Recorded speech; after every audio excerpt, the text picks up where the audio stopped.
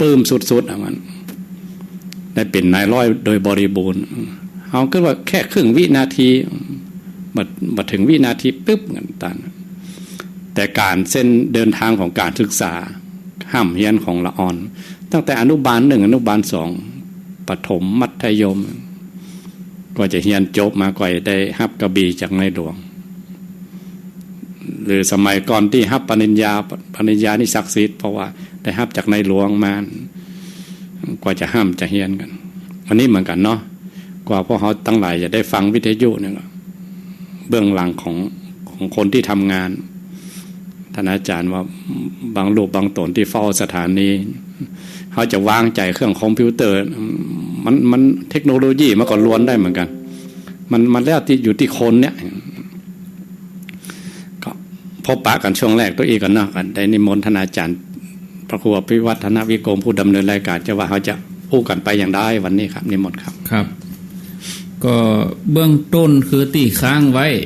ครับผมเมื่อคราวที่แล้วค้างไว้อยู่2เรื่องด้วยกันเอาก็จะได้นิมนต์อาจารย์ท่านพระครูได้อู้จาเรื่องราวถึง2เรื่องนี้แล้วหลังจากนั้นก็จะได้เป็นคำถามที่ค้างไว้ที่ค้างศรัทธาญาติโยมว่าจะเล่าเรื่องราวที่อาจารย์ท่านพระครูสมเด็จธรรมเสมีเคยได้ออกรายการร่วมกับท่านอาจารย์พระมหามโนษที่ขึ้น91นี่แล้วก็ได้ได้จากันหลายเรื่องหลายประการพอดีมีคำถามจากศรัทธาญาติโยมก็เลยยกเรื่องเล่าที่ท่านอาจารย์พระมหามโนษเคยได้เล่าไว้วันนี้ญาติโยมก็อยากจะได้ฟังแถมครั้งหนึ่งเกี่ยวกับการกินการทานเรื่องเกี่ยวกับบุญกุศลนี่เนาะแล้วแถมเรื่องหนึ่งก็คือเรื่องที่ลักของการได้ตรัสรู้ธรรมลักของการได้เข้าถึงธรรมเนี่ยเป็นจะได้ก็2หัวข้อนี้ก่อน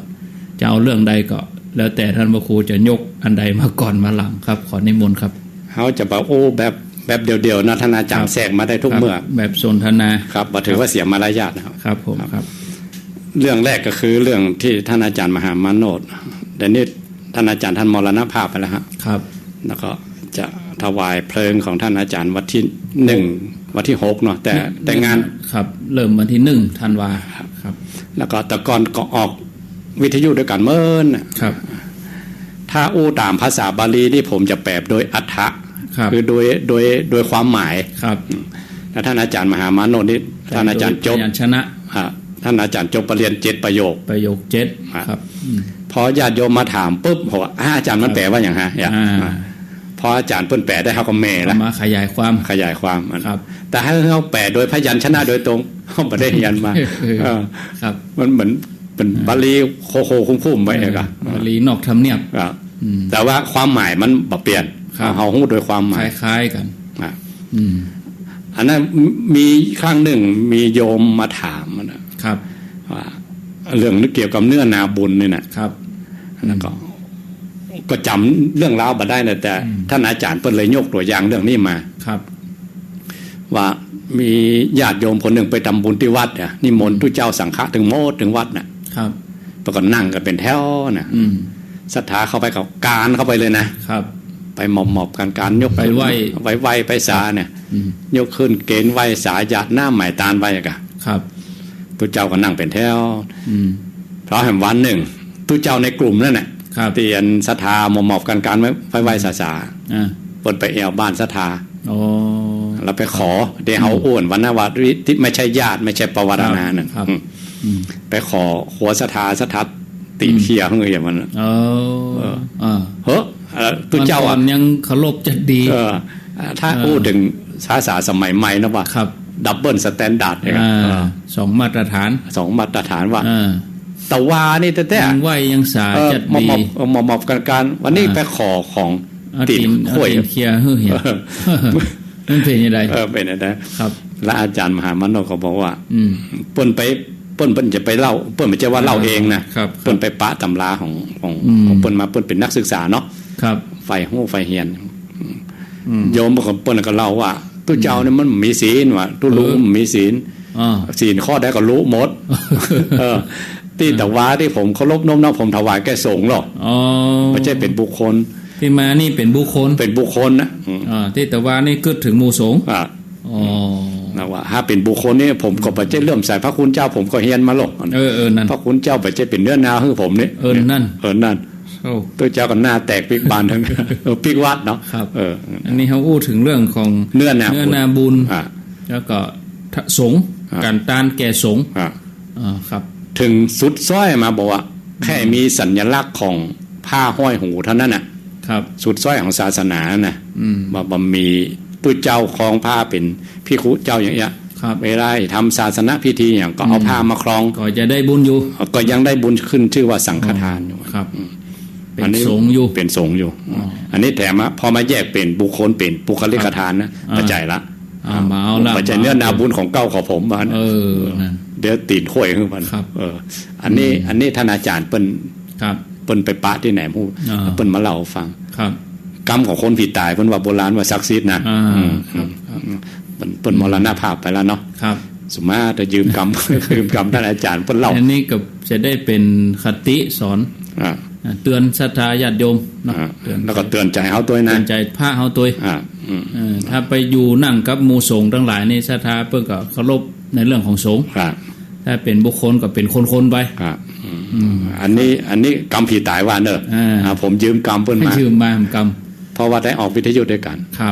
บเลยจำเลยจำหลายปีแล้วเนาะหลายปีอันนี้เอาไปอู้ได้หลายงานเนาะมองแล้วครับท่านอาจารย์เพิ่นเล่ามาก็ยืมกรรมเพิ่นเล่าต่อครับผมแถมอันนึงครับลักของการได้เข้าถึงธรรมถ้าคณะศรัทธามีเน็ตนะหรือมี Google เขียนเข้าไปเลยว่าวิมุตตายตนะ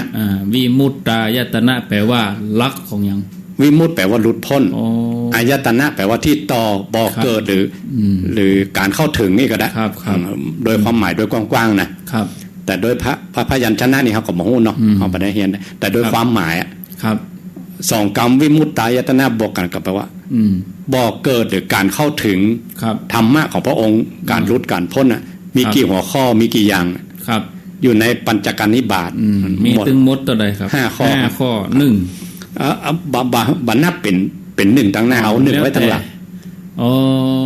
เอา1ไว้ตั้งหลังหมายความว่าทุกข้อสำคัญเหมือนกันหมดเลยเลื่อนขึ้นไปเลื่อนมาแล้วแต่แห่งกรรมถ้าเอานับ1 2 3แปลว่าเรียงตามลำดับนี่ไม่ใช่ครับแต่ถ้าเอา1ไว้ตั้งหลังหมายว่าทุกข้อมีความสำคัญเท่าเดียวกันหมดครับ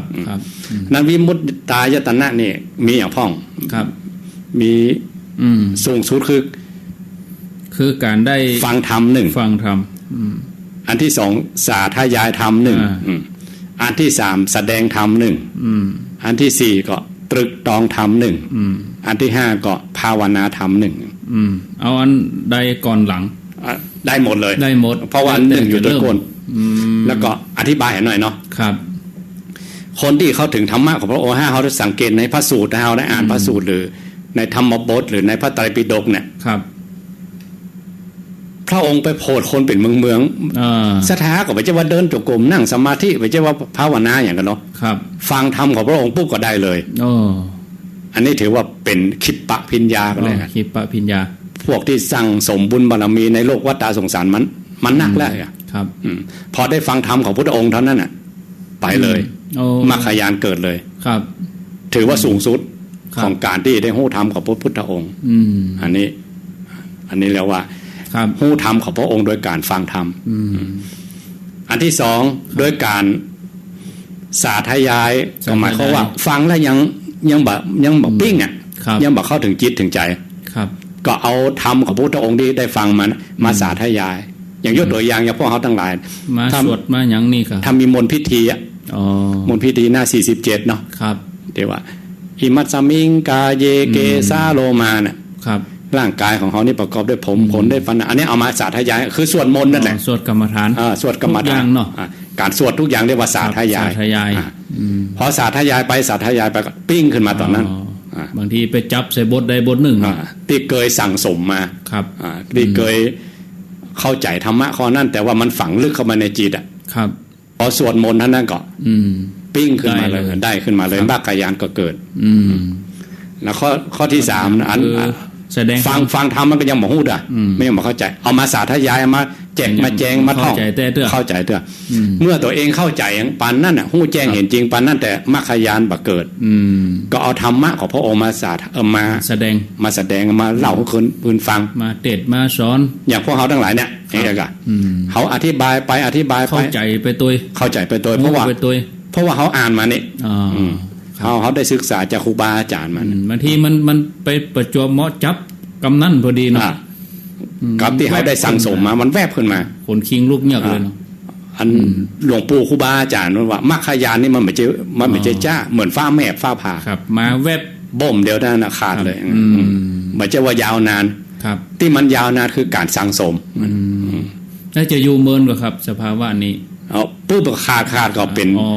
ป็นโลกุตตรธรรมไปก็บ่คืนละครับเลื่อนจันขึ้นมาละเป็นชั่วอนันตการไปก็บ่คืนหลังนะครับแต่ที่คืนหลังท่านเรียกว่าตัดทางฆ่าประหารเปิ้นเฮาไปจิ้มพ่องหรือไปฮู้ไปหันพ่องชั่วคราวมันก็เฮาไปแอวเวียงเฮาไปเจ็เป็นเจ้าของอย่างในเวียงซะอย่างไม่ได้ไปอยู่ตลอดไปหันแล้วปิ้งไปอย่างน่ะอันนี้เรียกว่าตัดทางฆ่าประหาร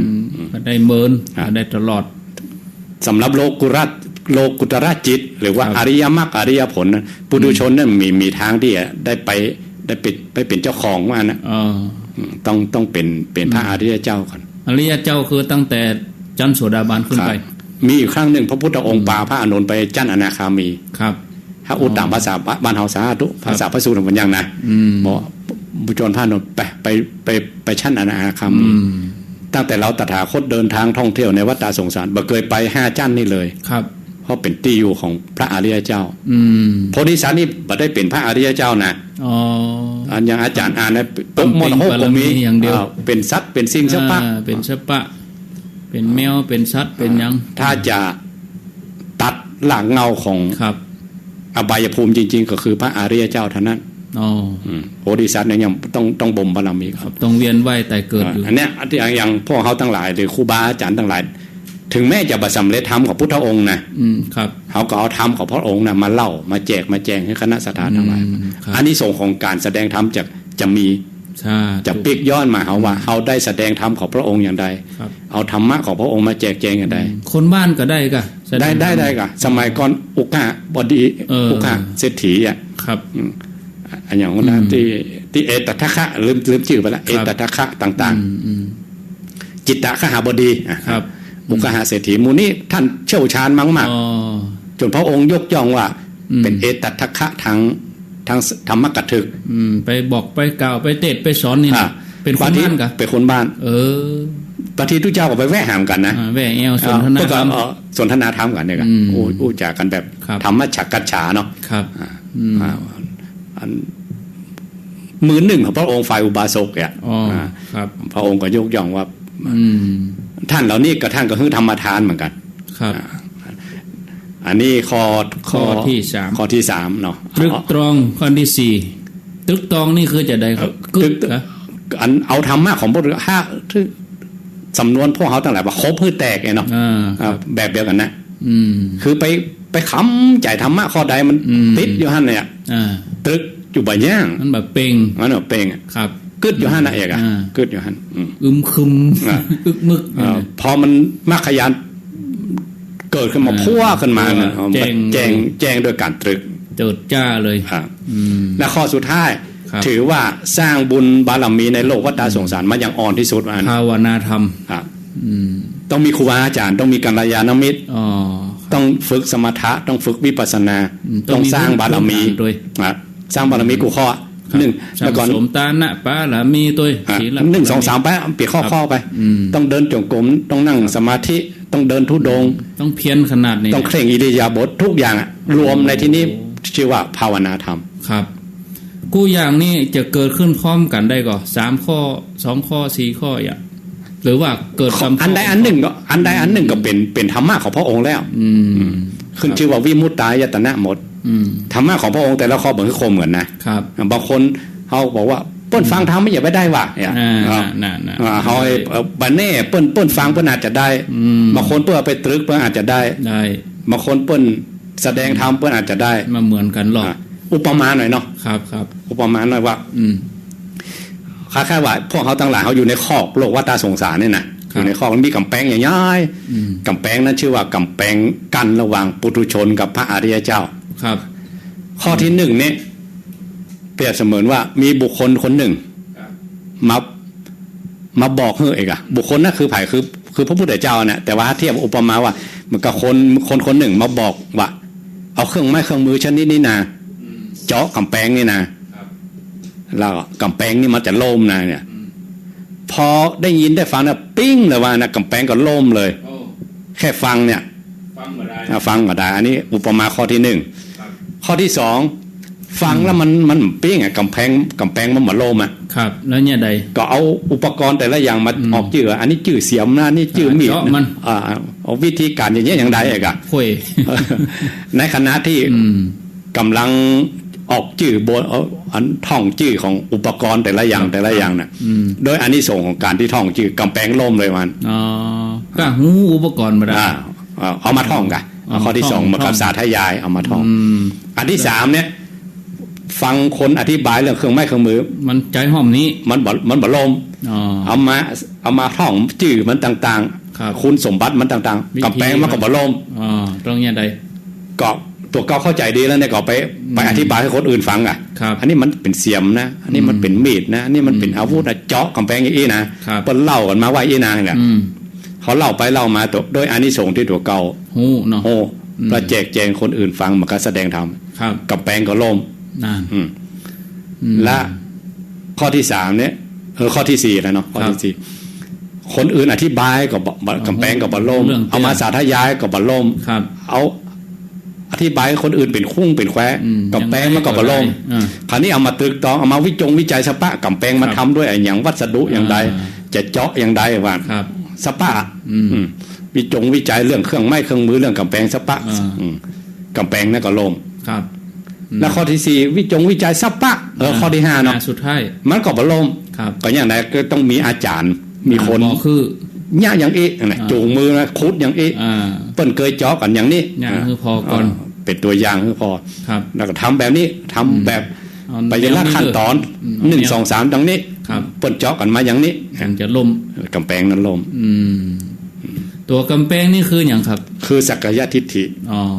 กั้นระหว่างปุถุชนกับอริยเจ้าถ้ากำแพงล่มก็ถือว่าทลายฝากของปุถุชนได้ละข้ามพอพดกันเนาะพอพดกันละครับอันนี้วิธีการที่ว่าจะไปข้ามไปอีกฝากหนึ่งนะมันไม่ใช่ว่าจะเจาะกำแพงโดยการใช้เครื่องไม้เครื่องมือโดยวิธีเดียวไม่ใช่มีตั้ง5วิธีพระองค์ตรัสว่าปัญจกานิบาตธรรมะหมดที่5บางคนแบบจำเป็นต้องทลายโดดข้ามเลยก็ได้โดดข้ามเลยอันนั้นจะแม่ไปไกลแต่ว่าพิธีของที่พุทธองค์บอกไว้กันมี5ข้อนี้ครับต้องเดินตามแนวนี้ตัวกัน5ข้อนี้แต่จะไปเหนือครูอ่ะไปเหนือครูบาอาจารย์เพิ่นได้สำเร็จเพิ่นได้ฮู้มาด้วย5วิธีนี้5วิธีนี้อริยเจ้าทั้งหลายแม้กระทั่งเป็นคฤหัสถ์ญาติโยมเขาคิดว่าเขาบ่ใช่เป็นพระพุทธเจ้าเป็นพระปัจเจกพุทธเจ้าจะเจาะเองมาได้ต้องมีครูมีแบบต้องมีการบอกกันมาเป็นรุ่นครับคือเอาคนเดียวผมได้เรื่องอื่นยังได้นะแต่เรื่องธรรมะโปนกำแพงออกไปจากโลกวัฏสงสารมีแต่องค์สมเด็จพระสัมมาสัมพุทธเจ้าเท่านั้นนะต้องพุทธเจ้าตัวอันเป็นนายนำหมู่ออกไปก่อนแล้วมาบอกคือคนอยู่ในคอกนี่เปิ้นไปตามแนวนี้เนาะเปิ้นหู้เนาะก็3 โมงครึ่งแล้วครับก็เดี๋ยวเราจะเอาคำถามเห็นเกินชั่วโมงเสร็จแล้วก็4 โมงก็สนทนาต่อก็ตักญาติโยมตั้งระบบ Facebook เห็นก่อนเนาะก็เดี๋ยวเพื่อจะน้อยใจโยมจะติดตามทาง Facebook ก็ที่ชื่อของอาตมาภาพเนี่ยเนอะพระครูอภิวัฒนวิกรมก็จะได้หันตัวว่าอาตมาเขาสนทนากันอย่างใดแล้วได้ยินเสียงตัวชื่อ Facebook คนเฒ่าไปจ้างก็ฮือลูกฮือหลานแปลงฮือว่าชื่อ Facebook ท่านพระครูอภิวัฒนวิกรมใครหันตัวครูบาอาจารย์เปิ้นอู้กันอย่างใดห้องส่งไปได้ก็ตอนนี้กำลังถ่ายทอดสดฮือพอโยมแม่จุธามาศฟองเขียวโยมแม่วางเจ๊แจ่มใส เจ๊แจ่มใสแล้วก็โยมศิริพรบุตรดวงทิพย์ฟังจากหางดงชัดเจนดีสุจินสินันตาเวียงป่าเป้าแม่เดินเพนทิมวังเจ้าน้อยขำโคนสายฝนหมื่นอภัยฟังทางวิทยุจิตพานีอูทองเจริญพรโยมแม่ชีมะอุติโสรัจจะ อันนี้ชื่อเปิ้นแล้วก็วัดห้องกูเวียงป่าเป้าโยมนี่อยู่อุบลราชธานีขอเจริญพรสุยหลินแล้วก็กฤษดามูลเรือนแก้วปลาเวียงชนะกุลกัลยาชัยสิทธิ์เวลาโยมพิมพ์มาโยมแจ้งพิกัดตัวเนาะอาตมาจะได้หู้นะแล้วก็เรือนขวัญใจกันทะฟังจากสันกำแพงดารณีคนลุ่มน้ำวางปัจจันเตจาคำปลาอินบัวสีเชื้อเขียวแล้วก็มีชนนัทพัฒน์แล้วก็แขวนหวนจงจิตขัดยศแล้วก็บัวเขียวเครือวันสุจารีอันนี้ฟังชัดเจนดีแม่บัวเขียวเกรียงศักดิ์อุญจนำเทียมจิตสุวรรณรัตน์แล้วก็มีอัมพันธ์ยานตาลแม่คำผงอุ่นบุญตันฟังจากกรุงเทพเมวบัวเขียวอยู่กรุงเทพแม่คำผงอยู่เวียงป่าเป้าสันทรายเหรียญทองใหม่เขียวอยู่โดงป่าซางบะขุนหวานอยู่บะขุนหวานสันปะตองไพลินเรื่องคนหนุ่มเนาะวัยรุ่นก็มีเนี่ยเนาะแม่หลวงสายฝนโยมโชติรสขอเจริญพรแม่แดงขุนเศษบ้านตาการปาโพธิบุญส่งหมื่นพาพระคุณเจ้าก็มาเนอะท่านอาจารย์ไว้สาเนอะท่านอาจารย์ประดิษฐ์ป้ากันเมินสันกำแพงแล้วก็มีน้ำดื่มดงทองตุเทนท่องยุทธสุภัตราชัยคำมาแม่วิไลพรมณีวันกับวันที่3ป้ากันเนาะแล้วก็มีแม่อัมพันธ์จันทาธรตันสมณเณรวัดตะโปงตุ้งโป่งเหล่าเยาวท่านบครูสุจินปัญญรัตน์บ้านแปะโดยสเก็ตอยู่ชื่อกุ๊กไก่โดยสเก็ตเจริญปอนเนอร์โยมสุพินไม่เห็นแก่ตัวไม่กลัวลำบากอันนี้ต่อไปพุทธยาโนภิกขุพงวสันต์เจริญพรแล้วก็มีไผ่แถมดวงทองปัญญาสุขแล้วก็มีโยมต้องแจ้งพิกัดเพื่อจะมาด้วยเนาะอันนี้เห็นท่านหนึ่งอยู่โดยสเก็ตอยู่กระบี่ไม่เห็นแก่ตัวไม่มีตัวให้เห็นกับนมัสการไว้สาเนอร์ท่านพุทธยาโนภิกขุฟังจากกระบี่ชัดเจนดีโอ้กระบี่พุ่นเนาะโดยสเก็ตเนอะเจริญปอนโยมอยู่โดยสเก็ตสายันวังคีรีโยมฟังจากป่าซางแห่งท่านหนึ่งก็อยู่หนองล่องอัมพรกันถ้ามีขอเจริญพรอยู่สันเมืองเวียงหนองล่องก็ถ้ามีก็ตักมาเนาะถ้ามีช่วงจังหวะก็จะชื่อโยมที่ติดตามผ่านระบบ Facebook อันนี้ได้หันถึงภาพได้ยินถึงเสียงแถมท่านหนึ่งก็อยู่แม่คือโดยสเก็ตขอเจริญพรเนอะอนุโมทนาเป็นชื่อภาษาต่างดาวเพื่อบ่อ่านก็กลัวอ่านผิดชื่ออังกฤษนะชื่อต่างดาวมีคำถามครับอาจารย์ท่านพระครูคำถามที่โยมถามค้างไว้เมื่อวันก่อนพอดีผมตอบเสร็จแล้วก็โยมก็ว่าบัดแล้วใจมันตอบน้อยลำไปใครคือตอบนักแถมน้อยอีนะอันนี้อยู่สันปูเลยโดยสเก็ตตาลขันเข้านอกวัดผีไตหงไตก็คือไตหงไตพายไตเปิ้นฆ่าไตเสียวคบไตตกน้ำผ้าพาที่ผู้จันเล่นกันเขาเป็นผู้จันครับจะได้เข้าวัดได้แล้วก็เวลาเปิ้นเอาศพไปเวรตานในวัดเปิ้นยังเวรตานมื้อนี้เนาะครับนิมนต์ครับเขาต้องเอาประวัติของพระเจ้าพิมพิสารตาลให้ญาติเป็นเกณฑ์ถ้าตาลเรื่องผีตายนะครับหมู่เพศหมู่ผีเนี่ยเขาทำกรรมมานักตั้งแต่สมัยพระพุทธเจ้าชื่อปุตสะเนาะครับเป็นหลายร้อยกรรมมาละหลายไม่ใช่พัทรกรรมนี่นะครับพัทรกรรมนี่มีก่อนนั้นอีกครับแล้วหมู่เพศหมู่ผีกรรมมันนักล่ำไป ไปถามพระพุทธเจ้าว่าขอพระพุทธองค์โปรดนี่แหละพระองค์ว่าโปรดมาได้กรรมเธอหนักมานะต้องรอให้รอพระพุทธเจ้าตนหน้าไปถามมันเถอะไปถามพอก่อนพระพุทธโพธิได้ก่อนจะบ่ได้เตือนนะรออีกพุทธันดรหนึ่งกรรมว่าพุทธันดรคือช่วงระหว่างพระพุทธเจ้าองค์หนึ่งไปหาอีกองค์หนึ่งช่วงว่างนี่นะว่างนี่บางทีว่างกันเป็นหลายกัปนะเป็นหมื่นกัปก็มีเป็นอาสงไขยมหากัปก็มีโอ้อันนี้ว่างกันอย่างนั้นเรียกว่า1พุทธันดรครับมาถามพระพุทธองค์องค์ใหม่พระองค์ก็ว่าบ่พ้นเด้อบ่พ้นเด้อไปรอถามพระพุทธองค์องค์ใหม่เด้อจนมาถึงพระพุทธเจ้าของเขาเนี่ยพระพุทธเจ้าสมณโคดมพระเจ้าพิมพิสารเป็นตาลวัดเวรุวันครับดีใจนำไปบัดได้ยามน้ำนะครับลืมกึดเติงแห่มันจะลืมกึดมันบ่มีแบบมีให้ทำด้วยครับไปกุกกากอย่างบ้านเฮาอ่ะเนาะมาก็กลัวเกิดเป็นเพศภัยอย่างบ้านอย่างเมืองบ้านกาครับแจ้งมาก็ไปถามพระองค์ว่าบัจจัยเรื่องจะเกิดเหตุกับพระพุทธมันมหาบพิตรเนี่ยเพราะว่าพระองค์ได้ตานวัดวาอารามบุญมันใหญ่เพศผีทั้งหลายที่เขาเคยร่วมเป็นญาติกันมาน่ะมาขอส่วนบุญท่านมหาบพิตรไปญาติหน้าใหม่ตานไปเขาก็ได้ฮับก็โปนไปอันนี้คือแบบของ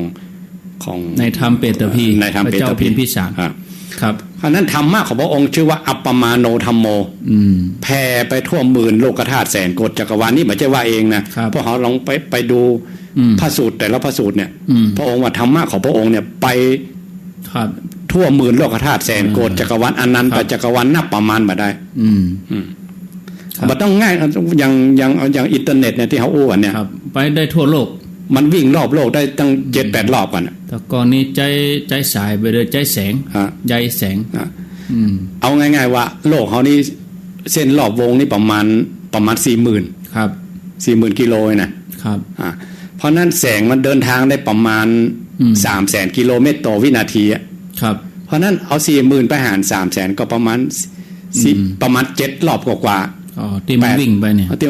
วิ่งรอบโลกนะวินาทีนึงนะ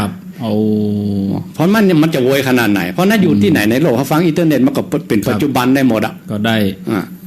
นับปัจจัยกับธรรมะของพระองค์ที่เป็นอัปปมาโนครับไปได้หมดครับบัดตะวันนอกวัดในวัดอย่างอยู่ที่ไหนก็ได้หมดอ้างเอากุลพระรัตนตรัยเป็นที่เปิ่งเด้อครับเพราะนั้นจะบัดตะวันนอกวัดไหนวัดที่ไหนข้ามกับข้ามกันข้ามโลกวัฏฏะสงสารข้ามจักรวาลที่ไหนก็ได้หมดเพราะฉะนั้นตานได้เลยตานได้เลยบัดตะวันนอกวัดไหนวัดต้องลังเลสงสัยธรรมะของพระองค์เป็นอัปปมาโนมีที่ลงที่นี่คนเท่านานเข้าใจผมก็เลยอุปมาเหมือนรปภ.ที่อยู่ธนาคารเวลาเขาไปเข้าธนาคารเขาไปมันนี่นะมันบ่ตรวจเขานักหรอกถ้าเวลาไปล้อมเลาะตามันติดพุ่นน่ะมันใส่หมวกกันน็อกไว้ซ้ำตาติดรปภ.อย่างนี้ในวัดเปิดก็มีอย่างพ่อเนาะอันนี้ตามครูบาอาจารย์ว่าเสวัดเสวาเทวดารักษาก็มันไปวัดสเตือเปิดก็ตักมาเนาะอันนี้บางทีโลกแห่งอุปาทานโลกแห่งอุปาทานแต่โดยความจริงนะธรรมะของพระองค์ไปทั่วเมื่อเขาตาหน้าบารมีนี่เป็นธรรมะของพระองค์หรอครับเมื่อตาหน้าบารมีเกิดแล้วเขาก็หยาดหน้าใหม่ตาในตาหน้าบารมีเขาขอให้ถึงภายพ่องเขาเน้นตรวจตานั่นน่ะเขาเน้นตรวจตาอ้างเอาตาดอกเก่าเป็นที่ตั้งครับด้วยผลตาลของเขาที่เขาตาในเนื้อนาบุญตาในกุลแก้ว3ประการเนี่ยขอให้ถึงญาติของเขาครับจะว่าของใครก็เอ่ยไปแล้วอันเป็นกลายเป็นอย่างที่เขาปั่นปอนเขาติ๊บน้ำติ๊บนะครับไปเป็นแก้วมณีโชตินั้นโลกอุปทานเขาว่าอย่างไรมันเป็นอย่างนั้นนะเพราะนั้นถ้าเขาบอกว่ามันเข้าวัดบ่ได้ก็จะเป็นอุปทานเข้าวัดบ่ได้นะเพราะนั้นคือละอุปทานเนี่ยครับทลายกำแพงตัวนี้คือเข้าใจเข้าใจว่าธรรมะของพระองค์แทรกไปได้หมดอันนี้สบายใจกว่าหมื่นโลกธาตุแสนโกฏจักรวาลอนันตจักรวาลไปได้หมดบ่มีเว้นเอาดานเตอร์เนอร์แม่ถ้ามีตู้เจ้าตัวเดียวก็อีดแล้วล่นเข้าล่นออกอยู่นั่นฝนก็สมตกอย่าจ้องก็ดีกลางแมงงนก็ดีไล่นั่นเอาอ้างบัดต้องไปฟังกำโคกำพุ่มที่ไหนเนอะอันนี้บัดใจว่าถึงว่าอันศิษย์ต่างครูอาจารย์ต่างวัดหนังสือก้อมคนรับไปบัดใจนะถือว่าเฮากุลแก้ว3ประการเป็นที่ตั้งเลยก็แปลกว่าเปิ้นยังกึดว่าตายบ่ดีถึงเข้าวัดบ่ได้แล้วก็ตายกันทั่วไปก็ไปได้รับของกินของทานอย่างว่าที่คนตานเฮือเนาะแต่ คนที่บ่ให้ได้รับตาคือภพภูมิเขากรรมอันนักอย่าว่าเฮาโผล่แต่พระพุทธเจ้าก็ยังโผล่มาได้ยังบ่ได้ต้องรอตนหน้าก่อนเอาจนกรรมเสี่ยงก่อนเองครับแล้วเขาเป็นไผบ่ได้หมดชิดโยมบ่ต้องโทรเด้อเนอะ360นี่มา3รอบอินดูหลัง 4 โมงโยมก็โทรเนาะช่วงสนทนาอยู่อินดูก็เดี๋ยวตั้งระบบ Facebook นี่เข้ามาใหม่นี่ก่อนเนาะอันนี้โยมดอกไม้ป่าเวียงป่าเป้าปณิธิถาเขียวโยมอรพินใจที่กรอยู่ภูค้าเหนือสันกำแพงเนอะเจริญปอนโยมอรพินโสภากองสิงห์บุคุณหวานอันนี้ตักเข้ามาขอเจริญปอนโยมยังบ่ต้องโทรเด้อเนาะถ้าโยมโทรมันจะยุ่งเสียระบบหน่อยเอาหลัง 4 โมงก็โทรเอาข้ามเนาะคำถามนี้คำถามต่อมานี่อยู่หนองจ้างคืนหนองจ้างคืนก็ถามว่าเฮาไปวัดก็เอาครัวอย่างไปหมดอะแก้มของกินของว่าใส่หั่นชนิดแต่ว่าบ่ได้ใส่ดอกดอกขันแก้วตั้ง3ดอกขันศีลบางคนก็มาตักบ่ใส่ก็ได้อะกะเอาไปเหี่ยววัดเหี่ยวว่า เป็นการรู้เจ้าเพียวอันนี้แม่ไปทำอย่างท่านพระครูจะว่าจะได้อันนี้ส่งคนละอย่างเขาตานขันเข้าเขาก็ได้กำลังได้พละกำลังได้ตัวนั้นตานดอกไม้ได้เครื่องของหอมได้ผิวพรรณวันนะได้ความงามครับเพราะนั้นเขาสังเกตว่างั้นหมู่คนทางใต้เหรอนั่นที่เขาเชื่อเขาหิ้วปีโตไปก็ตาน่ะเขาก็ไม่ได้มีขันแก้วทั้ง3เขาก็ไม่ได้มีขันดอกขันอย่างหรอเขาก็บ่ใช่เขาก็บ่ใช่แต่เหตุใดเขาถึงที่มากล้าขึ้นกันนั่นนะนาปากตั้งมันทำไมมันอยู่ทางใต้พุ่นเนาะ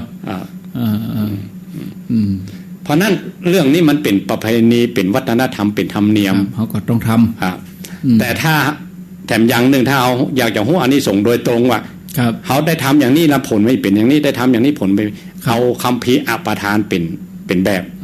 เอาตัวนั้นเป็นแบบคัมภีร์นี้ว่าจะได้เป็นฮาอูนะว่าตามรอยพระอรหันต์พระอรหันต์เจ้าทั้งหลายเวลาได้สำเร็จธรรมของพระองค์แล้ว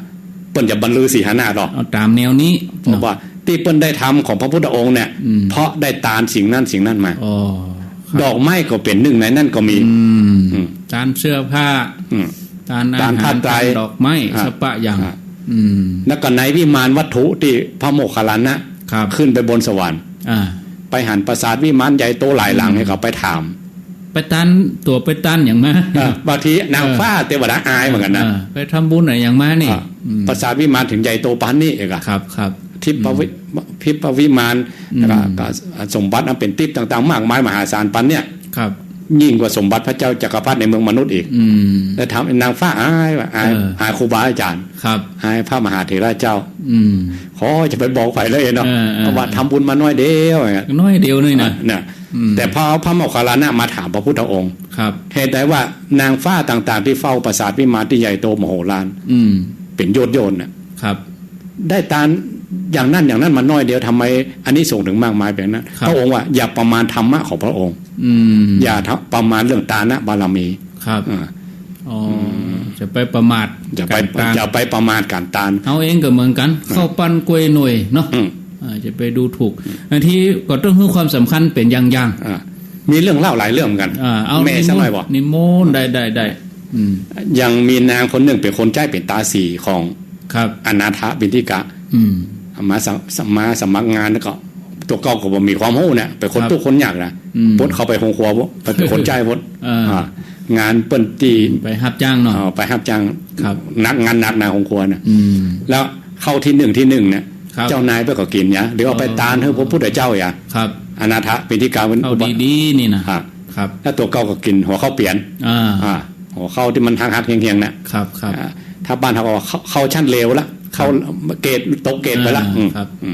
แกก็เอามาปิ้งไงกะปิ้งข้าวจีน่ะจีแล้วก็โป๊กหัวซีนก็ไปตักน้ำเปิ้นจะเอาหม้อดีในทูลหัวไปน่ะไปตักน้ำทำไม่อันนะแต่บางทีหันพระพุทธเจ้ามาอยากให้ตานได้เนอะของตานดอกก็บ่มีเนี่ยชอบหาอย่างกับปะบ่ปูจาละมันต้องของเขาจริงๆตัวเองเลยตัวเอาแล้วบางทีมีของตานละบ่มีตู้เจ้ามาแถมละก็บ่ได้หอมเหมาะก็มันบ่สัมปันโนมันประจวบเหมาะครับมันประจวบเหมาะตั้งใจแต่มีเนื้อนาบุญ วันหนึ่งก็จีเขาได้เขาจีมันเนาะ เรียบร้อย โปกหัวซีนนะสมมาตัวนะอันนี้มันในตำราไว้ก็เอาหม้อน้ำเนี่ยหม้อดินทูนหัวไปจะไปตักน้ำตัวไปตักน้ำพระเจ้าเตียวมาพอดีพระองค์มาเสด็จมาที่หิมท่าน้ำพอดีมาเปิ้นก็ตึงแผ่คายพยานจะมาโพดเนี่ยพระองค์แผ่ตั้งแต่เจ้าดูแล้วนางตาสีนี่เข้าไปในคายเอาในวาระติดสายใยกับปุ้งอันนี้สำนวนของอาจารย์วรรณชัยพระองค์พอแผ่คายพยานนางทาสีนี่ติดเข้าไปในคายพระองค์มานางนี่บอกกึศถึงว่าดูหมิ่นดูแฟนของตาตัวเก่านะมุ่งตรงแต่พระพุทธเจ้าอย่างเดียวโอ้พระพุทธเจ้ามาเนี่ยปิติเกิดหรอเตลืมหมดนั้นลืมตาเขามีแล้วเนี่ยของตาเตกับใส่บาตรอ่ะโอ้พบพบก็นึกกินแหนงนะเอาแล้วของแบบประเสริฐนี้ของแบบเลิศหรูนี่พระองค์อย่าได้กินของเฮาเนี่ยแล้วก็จะฉันของเฮาก็ฮะก็ลูกศิษย์ของพระองค์ตั้งแต่พญาเจ้าเมืองว่าเศรษฐีต้องของดีทั้งนั้นกะพญาเจ้าเมืองพระเจ้าเสด็จที่โกศลเนาะเพิ่นจะกินของเฮาก่อนเนี่ยแล้วก็ที่ตัวก็เป็นคนใจเนาะทำอาหารอย่างดีคือเจ้านายก็อย่าไปตานะนั่นน่ะแล้วเขาเข้าจีก้อนเดียวเอาแล้วอย่าได้เนี่ยพระองค์เปิดเขาไปนั่งใต้ต้นไม้หิมลำธารครับไปนั่งฉันเขาจีนั่งหื้อหันเลยเนาะนั่งหื้อหันเลยแล้วนางนี่ก็ฮู้เลยนะเพราะเป็นเปิดอยู่ด้วยท่านเศรษฐีนี่เนาะบาทแรกแล้วพระองค์นั่งฉันที่ไหนบะหมี่อาสนะสองบะหมี่อาสนะที่2ของพระองค์ว่าพอลูกแล้วพระองค์บัฉันอีกแล้ววันนั้นแกก็ฮู้ด้วยนะปึ้มแล้วเนาะปอดโถมีปึ้มขนาดไหนว่าวันนี้พระพุทธเจ้าอยู่ชีวิตของพระองค์อยู่วันนี้ด้วยอาหารของเขาอะปีติเกิดเนาะปีติเกิดพระองค์ก็แสดงธรรมนางก็ได้สำเร็จธรรมของพระองค์ติดดิมฝั่งหน้ามันโดยเหตุเข้าจีก้อนเดียวนี่เข้าเปลี่ยนด้วยนะครับเพราะฉะนั้นเมื่อเขาจะไปดูถูกเขาควบ จะไปดูถูกของเล็กของน้อยถ้ามันประจวบเหมาะและสมบัติของที่ตัวเองบรรลุธรรมเทียบมากมายขนาดไหนท่านบอกว่าสมบัติที่เป็นอมตะธรรมของนางที่นางได้นะเทียบนะครับเอามากล่องเต้าดอยเนี่ยเอามากล่องเพราะกล่องแล้วมาแบ่ง16ส่วนหยิบมาส่วนหนึ่งอันส่วนที่แบ่ง16ข้างนะครับเอามาแบ่งแห่ง16แล้วหยิบมาส่วนหนึ่งแล้วแบ่ง16ข้างถ้าตามหลักคณิตศาสตร์ว่า1ส่วนด้วย16ยกกำลัง16โอ้ไม่ขนาดเข้าไปแถมแล้วก็ที่ส่วนน้อยๆได้แบ่ง16ครั้งน่ะครับยังนักเลยสมบัติของพระเจ้าจักรพรรดิในเมืองมนุษย์เนี่ยโอ้เพราะนั้นมันอย่างมากมายขนาดไหนว่าสมบัติอมตะธรรมเหตุได้ถึงบ้างมากเพราะว่าความเกิดความแก่ความเจ็บความตายไปบัดถึกนะครับโลกนี้จะยิ่งใหญ่ปานใดสมบัติพระเจ้าจักรพรรดิก็ดีสมบัติอินพรหมสมบัติสวรรค์จันทร์ฟ้ากี่จ้างก็จังยังตกอยู่ในกฎของพระไตรลักษณ์ยังมีความตายเป็นเบื้องหน้าอยู่ดับไปเป็นอนิจจังทุกขังอนัตตาแต่อมตะธรรมของพระองค์ต้นไปแล้วนางได้อมตะธรรมของพระองค์แล้วด้วยอันนี้สงฆ์ที่เนี่ยครับก็เขาว่าน้อยเดียวอะน่ะเนาะก็น้อยเดียวอันนี้สงฆ์มากมายอันนั้นอย่าไปดูถูกมันมาอันนี้เรื่องกินเรื่องตาลเหมือนกันครับเขาจะไปดูถูกว่าตาลนอกวัดไหนวัดหรือตาลน้อยตาลนักสำคัญที่เจตนาเขาพุ่นเจตนาเขาจะมีความเลื่อมใสในกุลแก้ว3ประการปันใดครับสาธุเอาสบายใจนะโยมเนาะเดี๋ยวตักญาติโยมทาง Facebook เห็นหน่อยพอดีมีเข้ามาใหม่นิยมพารพัฒน์มณีวันแล้วก็แม่พิมพาไม้เขียวแม่สรินทิพย์บุญเลิศฟังเดี๋ยวพารพัฒน์นี้เพิ่นได้มาทำบุญกับงานปริวาสตลอดทุกปีครับแม่นางอวนทาเกิดอยู่สันกำแพงเชียงใหม่โยมทิติรัตน์พรหมินโออันนี้อยู่เวียงเป่าเจ้าของสถานีสำรวยทาเปียงอยู่แม่ออนอำเภอแม่ออนฟังชัดดีแล้วก็มีแถมท่านหนึ่งอันนี้โยมชื่อโยมแสงอรุณโยมฟองนวลอันนี้เสี่ยวกันเสี่ยวกันอันนี้ฟังตังใดผู้นี้แถมท่านหนึ่งแม่พิมพาดงป่าซางบุญทรงหมื่นถาตรงยาวเวียงเป่าก็ขอเจริญปอนต้อนรับการรับฟังมีคำถามห้อยยาบบ้านที่ห้อยยาบบ้านที่ตาอันหยาดน้ำนอกวัดในวัดเขาอธิบายไปกี่ละอันนั้นตาหนังเข้าอย่างอันเดียวกันคล้ายๆกันหยาดน้ำถ้าเอาหยาดลงไปเนี่ยอันนี้กรรมโบราณว่า น้ำจะไปละลายดินละลายเชื่อมน้ำเชื่อมถึงน้ำไปถึงหมดอ่ะไปถึงหมดเพราะนั้นเขาอย่าหยาดที่ไหนขอให้ลงดินนะครับขอให้ลงดินเอาใส่สลุงแล้วก็มาหยาดลงแต่ว่าโลกอุปทานก็มีจะไปหยาดของที่มันยังกระโทนกะหรือของที่มันของที่เปิ้นสมมุติว่ามันใส่ของเสียเขาต้องเคารพตาลของพระพุทธองค์เหมือนกันนะครับตาลก็คือตาลของเขาแต่ว่าเขาก็ว่าตาลนะบารมีเป็นคำสอนของพระพุทธองค์นี่ครับเขาก็ต้องเคารพเอาแฮมคำถามนี่อยู่ประเดดเมืองเชียงใหม่เผาศพบุพกรีเผาศพป่อแล้วก็เอาเขี้ยวบนพอดีกับไปคุยกระดูกเขี้ยวมี8ซี่ ก็เลยแบ่งกันเอามาใส่กอบห้อยคอนี่จะเป็นจะได้ครับนิมนต์อันนี้ต้องเอาถูรหะบุคคล4มาเป็นเกณฑ์ถูรหะบุคคลคือบุคคลที่สมควรที่เอากระดูกเอาพระธาตุหรือมาแปลงกูมาปูจาเนี่ยมีจำนวนมี4อย่างคือคือถ้าคนมวลชนตั้งหลายคนตั้งหลายมากราบแล้วได้บุญนะอ๋อครับแต่ถ้าพ่อแม่หรือญาติเนี่ยถ้าเอาไปก่อกูคนนั่นหลายกราบได้บุญเพราะว่าปัจจัยถูกรหะบุคคลอ๋อครับเพราะนั้นถ้าบุคคล4ประเภทเนี่ยถ้าเอาไปก่อกูหรือว่าเอาสมัยอย่างพระบรมสารีริกธาตุเนาะเอาไปก่อเจดีย์นี่มีพระพุทธเจ้า1พระปัจเจกพุทธเจ้า1ตนละหันตาหรือครูบาอาจารย์มอเขาไปได้ประมาณคุณธรรมครูบาอาจารย์เนาะ1แล้วก็พระเจ้าแผ่นดิน4ประเภทนี้ถ้าสร้างกูสร้างเจดีย์อย่างคนทั้งหลายจะเป็นบุญแต่สำหรับพวกเขาทั้งหลายเขาเอากระดูกพ่อกระดูกแม่หรือเอาเสื้อผ้าอย่างนี้อันนั้นเป็นชื่อว่าลูกหลานระลึกถึงคุณนะ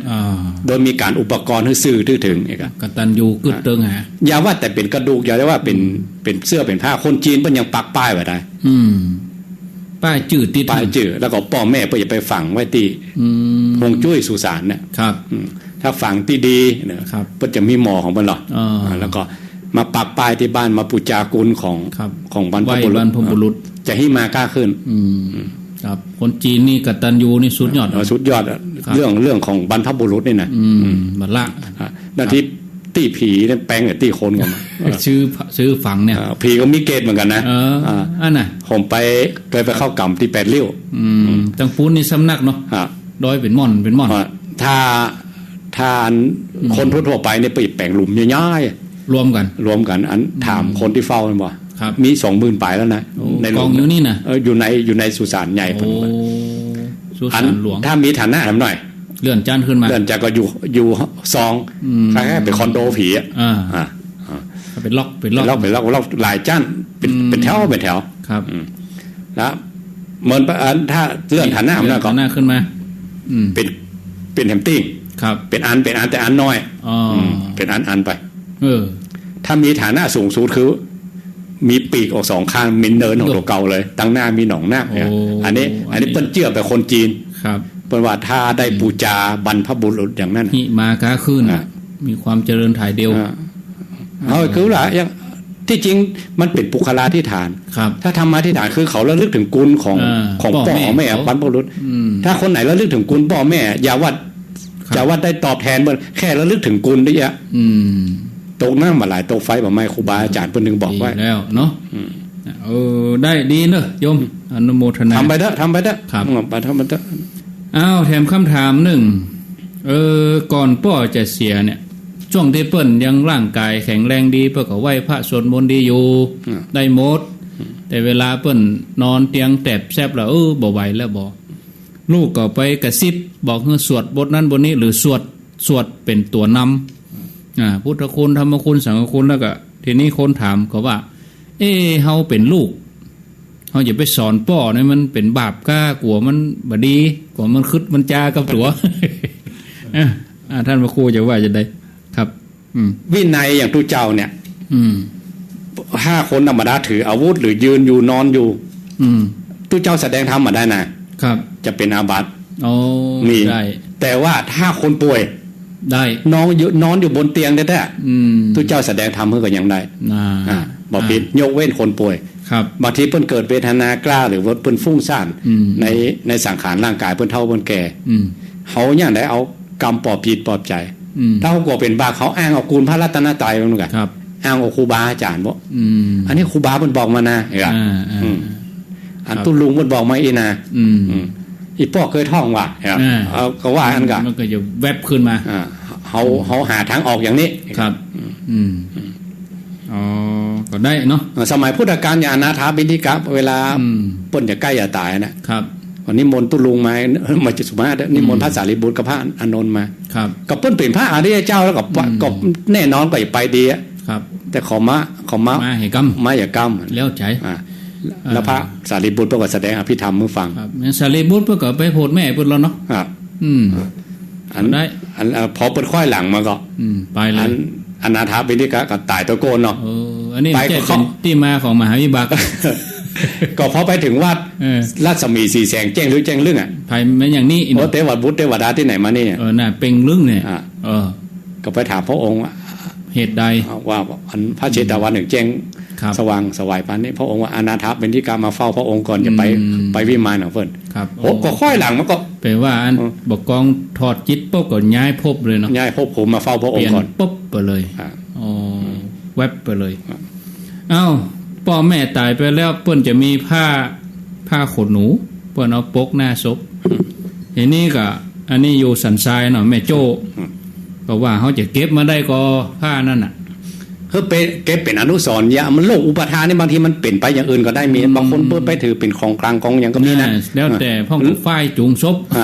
อันนี้โลกแห่งโบทานมันมีเขาถือคาถาอาคมเนี่ยแต่ว่าเขาเอาใจเขาเนี่ยโลกแห่งอุปทานเนี่ยเขามาเปลี่ยนเป็นว่าเขามาปูจาคุณเขาพอหันผ้าถึงนะเขาก็นึกถึงโอ้นี่ผ้าพ่อแม่เขาเนาะให้ขึ้นถึงเปิ้นอย่างไรเขาต้องตานหาเปิ้นเนอะไม่ยันเนื่องไปหาเรื่องการกินการตานมันหรอกอันตุลุงไปแปลงวิหารไง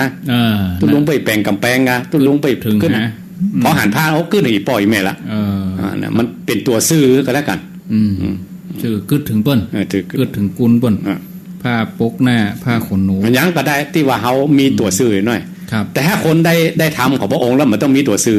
เพราะมันเปลี่ยนไปแล้วเองอะธรรมะของพระองค์มันเปลี่ยนไปแล้วมันต้องมีตัวน่วงตัวดึงแต่พวกเขาทั้งหลายเขาต้องมีมันต้องมีอุปกรณ์นะมันต้องมีกันเนาะเอาอันใดหนึ่งเนาะจะคือว่าท่องพุทโธบางทีมันใจมันไปอะครับต้องมีของไว้มีพระธาตุกันมีพระพุทธรูปกันครับจวนสดาวไปทัวบุญด้วยกันบอกต้องมีตีนึกครับมีตีตั้งของใจอันนี้เหมือนกันแต่เรื่องลึกของคุณพ่อคุณแม่บางทีมันเขาก็ลืมครับเมาเนี่ยการยังงานอย่างอื่นไปพอดีว่าแวบไปหันผ้าโป๊กหน้าอีปล่อยแม่นึกได้แล้วหรอไม่ใช่อย่างเพลงนะหันผ้าตองปาดลำไยคนละอย่างเนาะคนละอย่างก็ถึงป่อมึงเอาเราให้โยมถามเนาะ4 โมงพอดี4 โมงล่ะครับ4 โมงพอดีโยมจะถามมาก็บุญมายูนนี่ก็เจริญปอนเนอะขออาจารย์บอกเบอร์ครับ0998366322ก็มีที่เข้ามาใหม่นี่ก็มีโยมอัมไพวิญญาแม่เกียงคำรุ่งไพโรจน์แล้วก็มีสมเพชรกันนิกาครูบอยอนุโมทนาแล้วก็ใจสัพพนามคนมีกรรม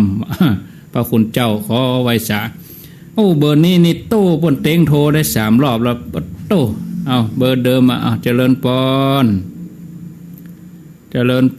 ติดแล้วเนอเดินเนอมาจากจันเจ้าจากที่ไหนยายจากห้วยใจฮะจากห้วยใจห้วยใจเจ้าห้วยใจยายว่าจะได้ยายว่าอยากใครถามว่าเมื่อก่อนยายสุกได้ยายปูจ้าของคนทานแล้วปรับสุดแล้วครับแต่บัตานต่อนี่นะแล้วมันปูจ้าครัวแล้วไปตานต่อปูจ้ามานะแล้วก็เอามาตานต่อนี่แล้วมันจะได้ยายอายุเท่าใดอายุยายได้เท่าใด81ล่ะ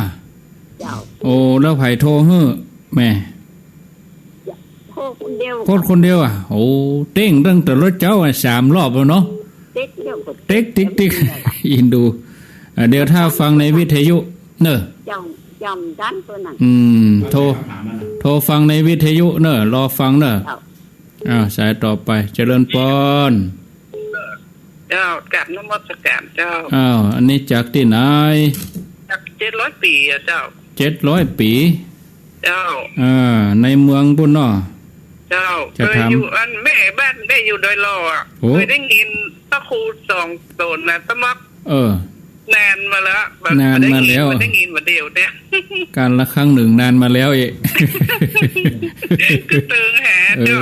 อยู่บ้านหยังโดยรออยู่บ้าน3 หลังเจ้าอยู่3 หลังนี่มันได้เจ้าได้ยินชัดทีดีก่ออันนี้แม่มาอยู่เฮแล้วแม่มาได้ยิน96เนี่ยเจ้าก็น่ากะบัดเดียวเนี่ยกะได้ยินทีดีก่อเจ้าได้ยินทีเจ้าตึดเติงกับม่วนใจแล้วเนาะเจ้าได้ยินเสียงจำได้หมดจำได้กูโตนะไผวันนี้ไผ2 ตนนี่เมื่อก่อนชื่ออาจารย์บรรยงกับอาจารย์อย่างก็ลืมบลานะวัดม่อนฤาษีอ่ะพระครูวัดม่อนฤาษีลืมชื่อเพิ่นน่ะเจ้ามาถามยังก้าเจ้ามาถามยังเจ้าเอามาคือกำลังจ่อยเจ้าอยู่ดีสบายเนอเจ้าสาธุเจริญพรข้าพเจ้าอาจารย์โอ้แม่ตุกันนี่แม่ตุโอ้เวียงบ่เป้าปุ่นน่ะจ้ายังบ่เป้าฟังขึ้นไหน96เจ้าโอ้96สดไปโดยนางแก้วปุ่นก่อนได้ยินทีก็แม่ตุได้ยินจ้าทีว่าเพิ่นต่อมันบ้านล่องเวียงบ่เป้ามันถามยังกะที่เพิ่นว่าตั้งเขาวัดไล่วัดแล้วแม่ว่าเพิ่นสุกเพิ่นว่าแต่เนาะเพิ่นที่เจ้าว่าแต่ตามไปเลยแม่ตุ้มถามยังกะโมทนาเนอสาธุสายอื่นมาเนาะเจริญพรกราบนมัสการพระอาจารย์ทั้งท่านเจ้าค่ะกรุงเทพเนาะเจ้าค่ะฟังทาง Facebook ไลฟ์เจ้าค่ะโยมเปียกว่าจะได้ถามปัญหาก็เจ้าค่ะก็ถามปัญหานิดหน่อยเจ้าค่ะเชิญเลยก็เคยชวนคนทำบุญนะคะก็เสร็จแล้วเขาไม่ได้ทำเขาบอกว่าเขาไม่ชอบทำบุญเขาแค่เป็นคนดีคิดดีก็ได้บุญแล้วอย่าพอยุงก็อธิบายยังไงดีก็อธิบายไม่เป็นเจ้าค่ะพระอาจารย์ก็กับความเมตตาพระอาจารย์อธิบายว่าพอเพียงไหมสำหรับเกิดมาแล้วก็แค่คิดดีทำดีอย่างเงี้ยไม่บริจาคทานไม่ทำบุญอย่างเงี้ยเจ้าค่ะรอฟังในวิทยุเนาะเจ้าค่ะยังให้กำลังใจเลยเจ้าค่ะสาธุสายต่อไป0998366322เจริญพรหนูติดแล้วเจ้าอยากจะถามว่าบางตอนวันที่20ป่าได้ทานการหาแม่เนาะมันครบ100 วันพอดีเลยแล้วเจ้าตานทำให้เพิ่นจะได้ฮับก่อหาเพิ่นบ่ได้ช่องนะเจ้าได้ท่องตานบ่ได้อยู่ที่ไหนอยู่ที่ไหนปุงอ้อเจ้าปุงอ้อปังแฟนนี่เจ้าโอ้ปังแฟนด้วยสเก็ตกะเจ้าปังแฟนด้วยสเก็ตได้ยินทีก่อได้ยินชัดเจนเลยเจ้าฟังเจ้ามาตอนเจ้าเดี๋ยวรอฟังในวิทยุเนอะเจ้าอยู่ดีมีสุขเจ้าวัดครูบาโตปังแฟนเจริญพรสวัสดีครับจากนครเจดีย์นะครับนครเจดีย์ป่าช้างนี่เนาะครับผมท่านที่มานิมนต์ท่านไปเป็นวิทยากรนะครับอยู่ครับจัดรายการอยู่จัดรายการวิทยุอยู่ก็เดี๋ยวครับผมกะจะเอาไว้หนังสือเรียนเดี๋ยวรับไปให้ท่านเซ็นเลยครับ5 โมงก่อนเนอะครับท่านสะดวกทำพูดดีกว่านะครับโมทนาจะได้นะครับสาธุนี่โทรมาในงานเจริญพรมาประกาศเจ้าจากที่ไหนอยู่สันกำแพงสันกำแพงว่าจะได้ใครถามใครมีปัญหายังจะถามเจ้าเจิญอันพอดีจะอยู่รอบอันสุดท้ายอยู่เลยกับจะเป็นทุ่งนาเนี่ยใต้ซอยเนาะไอ้เจ้างูเนี่ยมันจะครบ ไอ้เคลียร์มันท้องจะเอาเป็นไหลจ่วยเหลือทุกครั้งเนี่ยป้าพงก็ว่าเป็นเจ้าการนเรศของเปิ้ลเนี่ยมันต้องไปชี้ว่าเราจะบอกอีดูเนี่ยจ้ะแล้วมันจะอย่างได้พ่อจะเป็นบาปก็จะเป็นบุญนะโยมไปช่วยเคลียร์งูเกียดให้โยมมากะหน้ากันเจ้าก็อีดูมาละเดี๋ยวรอฟังเนอะเจ้าเอาแฮมสัก2 สายเรื่องได้ซิมมีแฮมปัญหานึงปัญหามาอันไปว่าดอกโอ้เปิ่นหมู่อันลูกศิษย์ลูกหาที่วาดเปิ่นไอ้อย่างก็เปิ่นหอมเตียนไว้แล้วก็คือปุจจาแต่ว่าถ้าเอาปุจจามานี่เอาไปทำบุญเอาไปทำต่อได้ก่อนว่าพวกว่าเอาไปตามไปจุดตามดาวไฟมันต้องเอาไปมาวัดทำไมแบบนี้คำถามเหมือนครับอันสายแรกตะกี้ปู่เจ้าครัวไปตามต่อนี่ปู่จะเตียนไปตามต่อช่วยปืนเนี่ยก็เดี๋ยวรอฟังในวิทยุเนอะสาธุต่อไปสายที่8เจริญพร